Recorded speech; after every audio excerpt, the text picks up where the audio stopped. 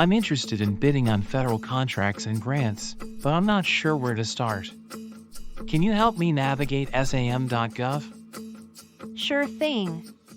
The first step is to research and prepare. Understand the federal market's demands and requirements, and identify the agencies most likely to purchase your products or services.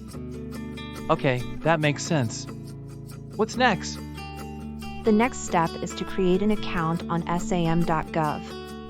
Go to the website and click on Create User Account to begin the registration process. Got it! And what do I need to do for entity registration? Once you've logged in, start a new entity registration. You'll be guided through several sections requiring detailed information about your business, including core data, assertions, and representations and certifications. That sounds like a lot of information. What should I do after I've submitted my registration? After submission, your registration will undergo a review process, which can take a few days to several weeks. You can check the status on the SAM.gov website. Okay, and what do I need to know about maintaining my registration? Remember, your registration is valid for 1 year and must be renewed annually to remain active.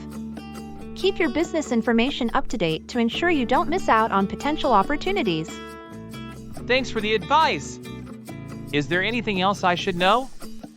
Yes, it's essential to have all necessary documents at hand to streamline the registration process.